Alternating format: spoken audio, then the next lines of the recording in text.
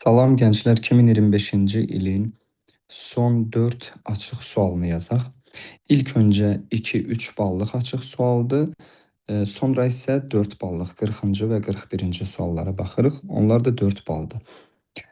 38-də deyir ki, o x-y koordinat sistemində y bərabərdir loqaritm 9 əsasında x və y bərabərdir kx toplansın b funksiyasının qrafikləri ordinatları 2-də 1 və 2-də 3 olan iki nöqtədə kəsişir.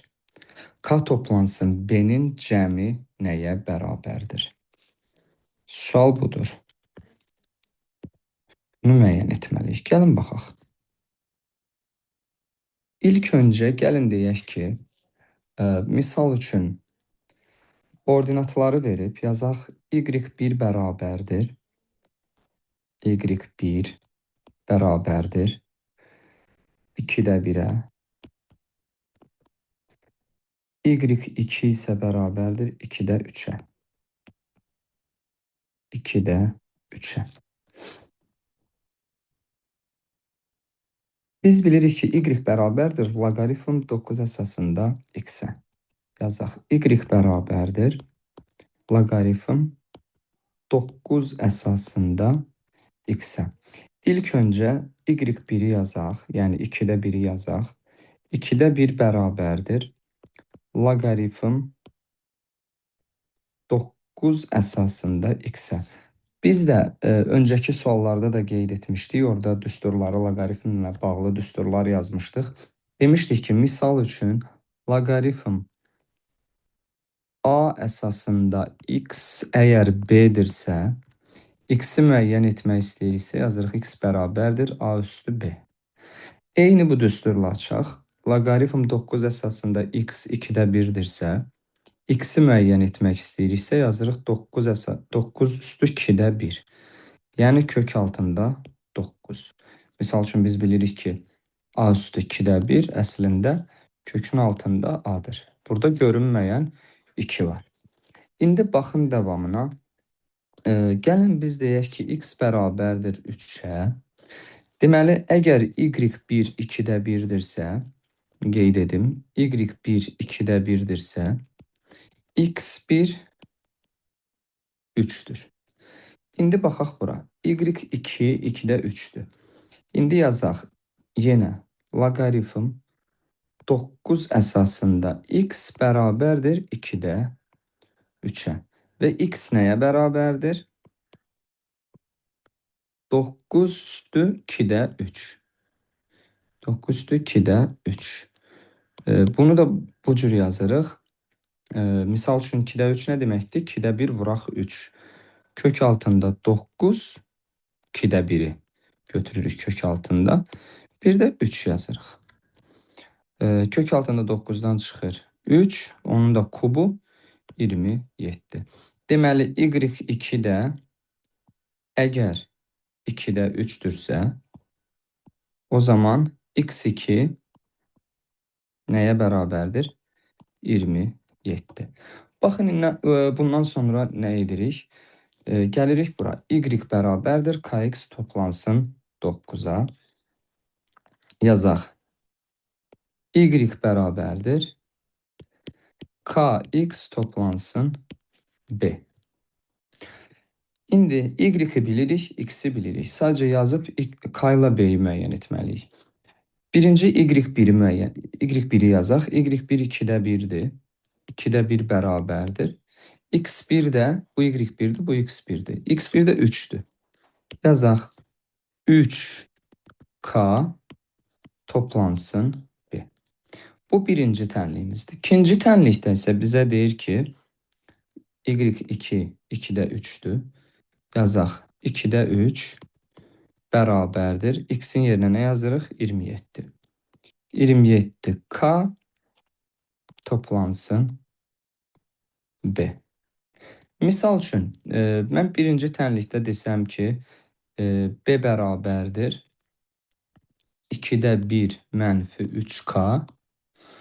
Bunu da aşağıda burada b-nin yerinə yazsam, 3 bölünsün 2 bərabərdir 27K toplansın. B-nin əvəzinə nə yazırıq? 2-də 1 mənfi 3K. 27K'dan 3K çıxaq. 24K bərabərdir. 2-də 3-dən də 2-də 1-i çıxaq. Çıxaq 2-də 1-i. 24K nəyə bərabər oldu? 2-də 2-yə, yəni 1-ə. K neçə oldu? 24-də 1. K-nı müəyyən etdik. İndi yuxarıda istənilən tənlikdə tutaq ki, B-yi tapasıyıq, bunu götürək. Yazaq B bərabərdir 2-də 1 mənfi 3K. Yəni 3 vurulsun 24-də 1. Burada da B nəyə bərabərdir? 2-də 1 mənfi 8-də 1-ə. 24 ilə 3 ixtisar elədik. 1 və 8. 2-də 1 və 8-də 1. Təbii ki, ortaq məxrəc 8-dir. Bura 4 gəlir. Burada 1 gəlir. 4 mənfi 1 də oldu 3. B-ni müəyyən etdik, oldu 8-də 3. K-da neçə idi? 24-də 1. Bizdən də nə istəyir? K toplansın B. Yəni 24-də 1 toplansın 8-də 3. Ortaq məxrəc olsun 24. Bura 1 gəlir. Bura 3. Oldu 1 toplansın 9. 10 bölünsün 24. Hər ikisini də 2-yə ixtisar etsək 5 bölünsün 12. Bu oldu bizim cavabımız. Keçək növbəti suala. Keçək 39-cu suala. Suala keçmədən öncə xatırlatmaq istəyirəm ki, kanalımıza abunə olmayı, həm də videolarımıza dəstək olub bəyənməyi unutmayın. O1 və O2 mərkəzli iki çevrə xaricdən bir-birinə toxunur. Gəlin bunun şəklini bu cür çəkək. Birini kiçik çəkək, çünki birinin radiusu 2 olacaq, digərinin radiusu 5. Digərini də bu formada çəkək. Bunu gətirim. Belə edim ki, bu formada toxunur. Aha. Bu çevrələrin ortaq xarici toxunanı O1 mərkəzli kiçik çevrəyə A nöqtəsində, O2 mərkəzli böyük çevrə isə B nöqtəsindədir, toxunur. Gəlin bunların mərkəzini göstərək. Deyək ki, bu birinci mərkəz, bu isə ikinci mərkəz. Bunları birləşdirək. Bu formada birləşdirək.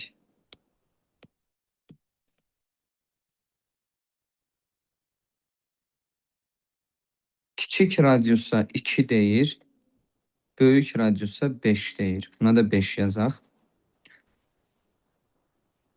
A nöqtəsi olsun birinci çevrənin üzərində, B isə ikinci çevrənin üzərində. Və diqqət edin, bizim belə bir qaydamız var. Çevrənin mərkəzindən toxunma nöqtəsinə çəkilən radius toxunana perpendikulardır. Misal üçün bu formada çəksəm, bunu düzəltmək lazımdır. Tam olmadı. Bu formada çəksək, belə. Deyək ki, toxundu. Biraz da yuxarıdan yoxlayım. Aha, indi oldu. Baxın, buradan mən bura bir radius çəksəm, mərkəzdən bura bir radius çəksəm, eynisini də buradan çəksəm, bunlar 90 dərəcə etməlidir, çünki perpendikulardır mütləq. Sualın davamını oxuyaq. Kiçik radiusumuzu verib 2-dir, böyük radius da 5-dir. O1, AB, O2 dördbucaqlısının sahəsini istəyir. Yəni, bu O1-dir, bu A-dır, A nöqtəsi, bu B nöqtəsi olsun, bu da O2. Bunun sahəsini istəyir. Yazaq S O1 A B O2. Bunun sahəsini müəyyən etmək lazımdır. Gəlin baxaq görək burada nə edə bilərik. Biz baxıb görürük ki, O1 ilə A AB-yə perpendikulardır. Yazaq O1 A perpendikulardır AB-yə. Həmçinin O2B-də yenə perpendikulardır AB-yə. Əgər bunların hər biri perpendikulardırsa, yəni O1 A AB-yə, O2B də AB-yə perpendikulardırsa, bu onu göstərir ki, O1 A ilə O2B də bir-birinə paraleldir. Və buradan bəlli oldu ki, bu fiqur trapesiyadır. Və AB əslində H-dır, hündürlükdür.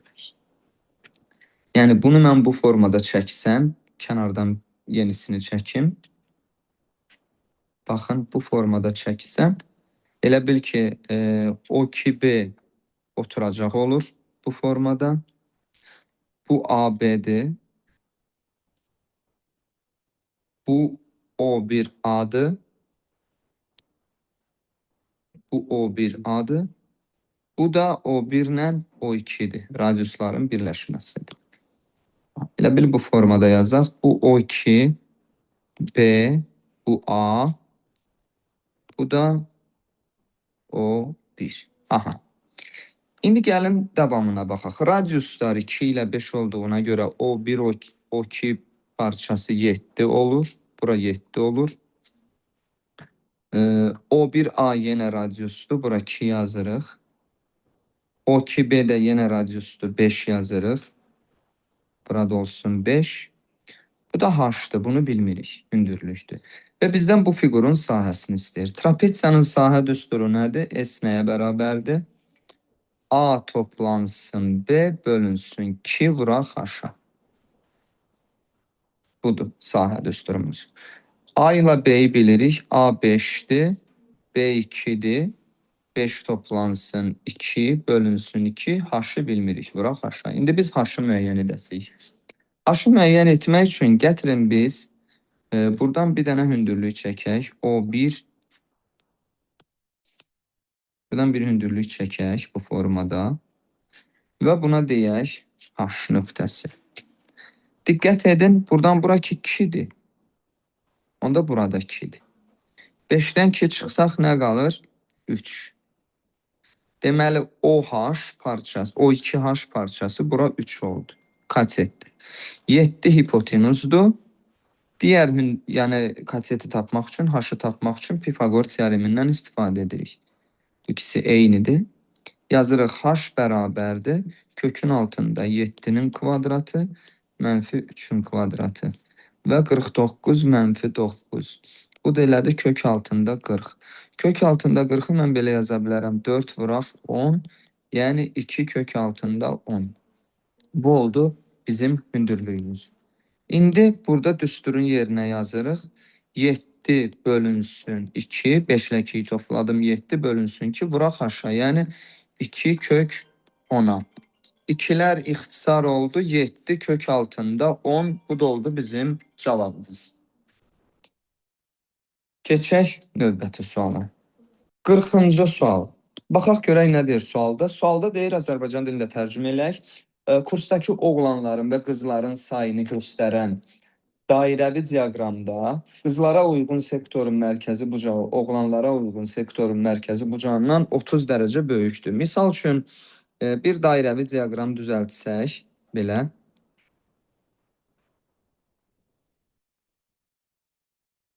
Və desək, misal üçün deyək ki, oğlanlara yazaq x dərəcə olaraq, qızlar nə edir? Bəs x toplansın 30. 30 çoxdur.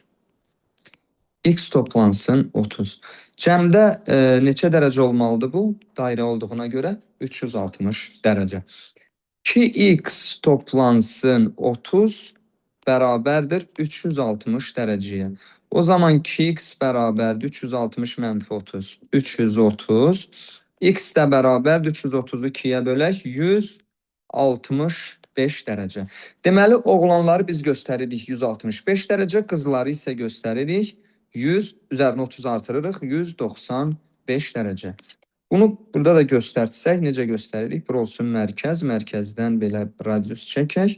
165 dərəcə ilə 195 dərəcə təxmini belə göstərək də. Aha, bu formada. Deməli, bura oğlanlardır. Burada qızlardır. Ha.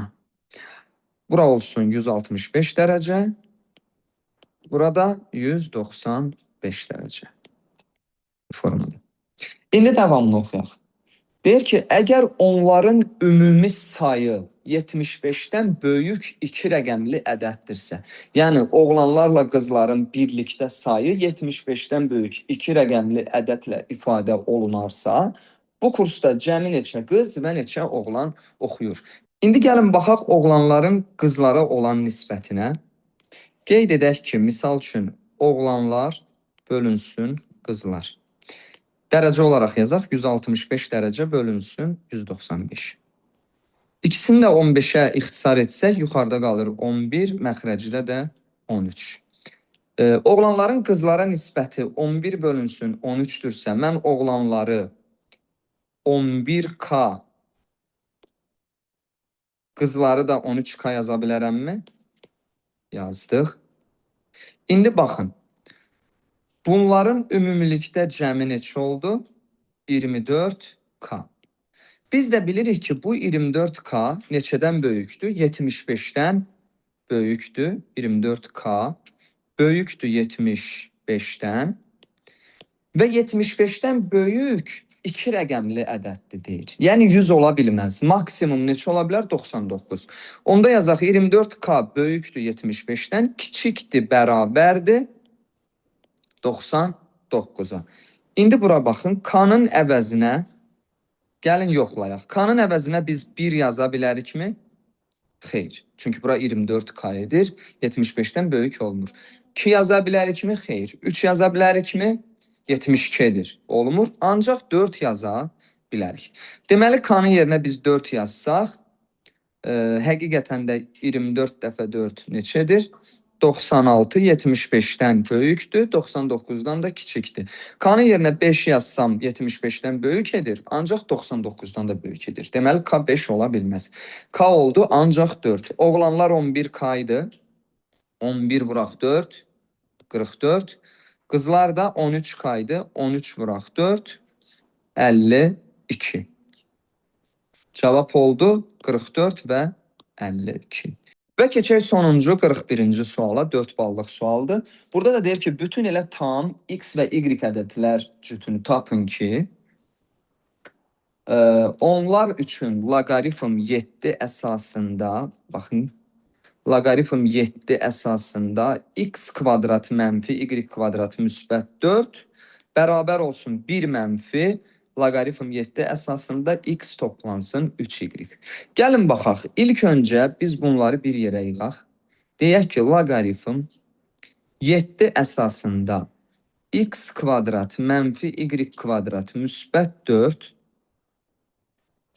Bu mənfi olduğuna görə bərabərin digər tərəfinə müsbət ilə keçir. Müsbət loqaritm 7 əsasında x toplansın 3y bərabərdir 1-ə.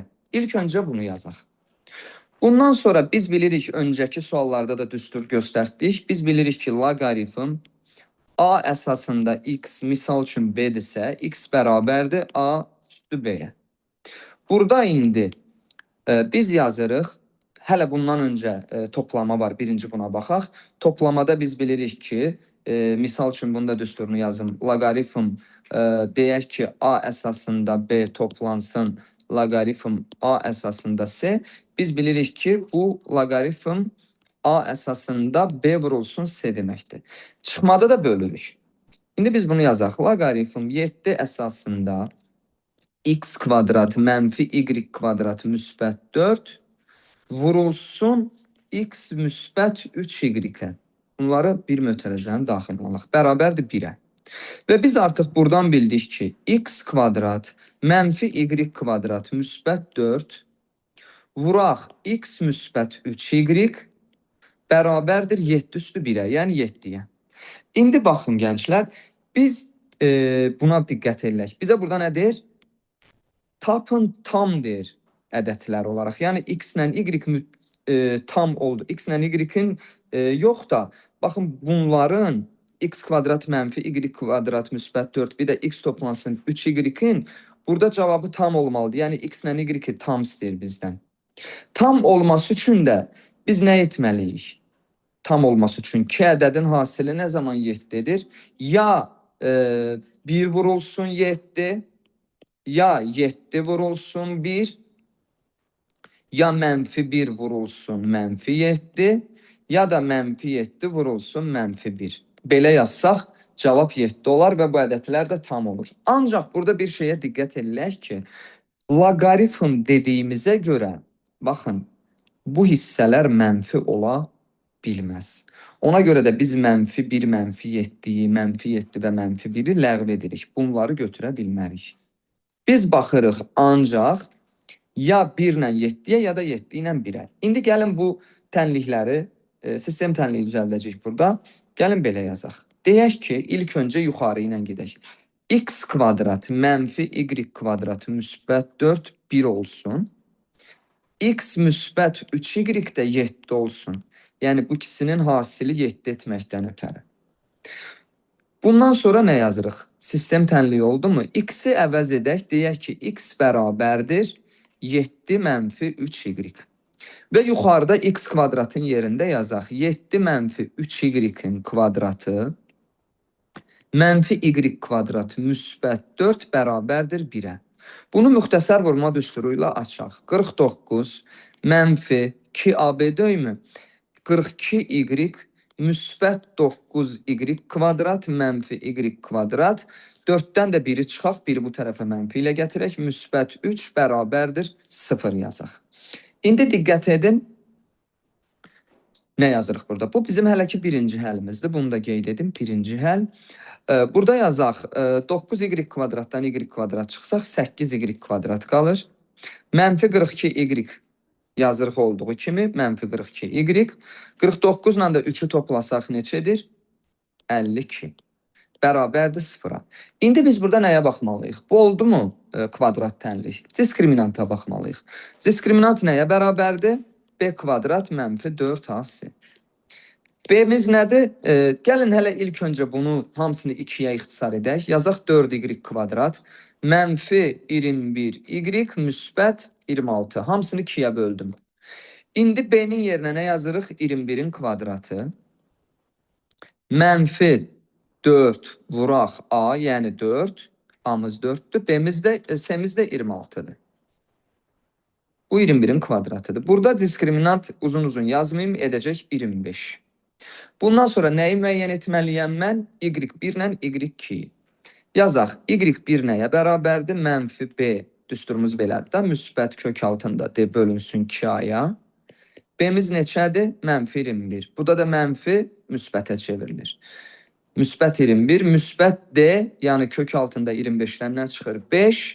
Nəyə vururuq? Nəyə bölürük? 2 vurulsun A-ya. Yəni 2 vurulsun 4-ə, 8. Bu elədi mi? 26 bölünsün neçə? 8.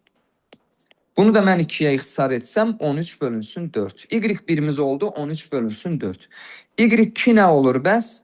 Y2 bərabərdir. Eyni bunu yazırıq. Sadəcə 21 mənfi 5 yazırıq. Bölünsün 8-ə. Bu da elədi 16 bölünsün 8. Cavab nə elədi? 2. 16 bölünsün 8. İndi baxın, sualın əvvəlinə qaydırıq. Ədədlər nə olmalıdır? Tam. Bu tam deyil, bunu götürmürük. Deməli, buradan 2-yi götürürük. Yazaq. Birinci ehtimalda, yəni birinci həldə daha doğrusu, y-imiz neçə oldu? Y-imiz oldu 2. Yazaq, y1 olsun 2. İndi buradan x1-i müəyyən edək. x1, çünki bütün mümkün olan cavabları istəyir. Bundan sonra ikinci tənlik quracaq. X1-i necə tapırıq? Y-imiz 2 deyilmi? Gətirin burada y-in yerinə 2 yazaq. Yazaq x bərabərdir 7 mənfi 3 vuraq 2, yəni 6. X neçə oldu? 1. Deməli y2 olanda x nə olur? 1. Birinci həli yazdıq. İndi keçək ikinci hələ. İkinci.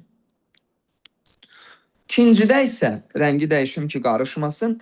Eyni formada burada 1 vermişdik və 7 vermişdik. İndi tərsinə 7 ilə 1 verək. Yazaq y kvadrat mənfi x kvadrat mənfi y kvadrat müsbət 4 bərabərdir 7-yə. Bir də x mənfi müsbət 3y bərabərdir 1-ə. Yenə sistem tənliyib. Burada da yenə əvəz edək. Deyək ki, x bərabərdir 1 mənfi 3y. Və yuxarıda x-in yerinə nə yazırıq? 1 mənfi 3y.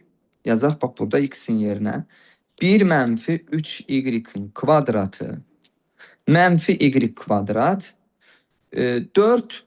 Bu da 7 olduğuna görə digər tərəfə mənfi ilə gətirək. Nə olacaq? 4 mənfi bir dəqiqə düzmü yazdım? 1 mənfi 3y-in kvadratı mənfi y kvadrat. Bir də 4 mənfi 7, yəni mənfi 3 bərabər 0-a. Bunu da açaq. 1-in kvadratı 1, mənfi 6y müsbət 9y-in kvadratı mənfi y kvadratı mənfi 3 bərabər 0-a. Bu da elədi 9y kvadrat, 9y kvadrat yox, 8y kvadrat, çünki çıxdıq bundan bunu. 8y kvadrat mənfi 6y, birdən də 3 çıxaq, mənfi 2 bərabər 0-a. Hamısını 2-yə bölsək, 4y kvadrat mənfi 3y mənfi 1 bərabərdir 0-a. Yenə diskriminanta keçirik. B kvadrat, yəni mənfi 3-ün kvadratı 9. Mənfi 4 vuraq, A vuraq, C. C-miz də mənfi 1 olduğuna görə bura müsbətə çevrilir. 4 vuraq, 4 vuraq, 1 yazaq. Yəni 16. Yenə diskriminant oldu 25. Yenə y1 ilə y2-yi tapaq. y1 nəyə bərabərdir? Mənfi B. B-miz də mənfi 3-dür. Mənfi mənfi 3 müsbət 3. Toplansın kök altında 25, yəni 5. Bölək 2-aya. 2 dəfə 4, 8. Burada elədim y1 1. Bu tamdır, bunu götürəcəyik. İndi y2-yə baxaq. Eyni bunu köçürürük, sadəcə ortada mənfi olur. Bu da elədim mi? Mənfi 4-də 1. Bu olmaz. Deməli y1, burada da y-imiz neçə oldu? 1 yazaq. İkinci ehtimalda, yəni ikinci həldə y2 yazaq. Y-imiz neçə oldu? 1. Buradan da x2. X-i də müəyyən edək. Gətirin indi burada y-in yerinə 1 yazaq. X bərabərdir 1 mənfi 3. Vuraq neçəyə? Neçə oldu y-imiz? 1 mi oldu? 1-ə. Və x nəyə bərabərdir? 1 mənfi 3-ə, yəni mənfi 2. Bu da tam ədəd oldu mu? Oldu. Deməli cavabımız nə oldu? Ya 1 ilə 2, gətirin son nəticəyi buradan aşağıdan yazın. Ya 1 ilə 2, çünki birinci x-i yazırıq. Ya 1 ilə 2, ya da mənfi 2 ilə 1. Bu da bizim sonuncu 41-ci sualımız. Sağ olun. Növbəti testi yazana dək salamat qalın.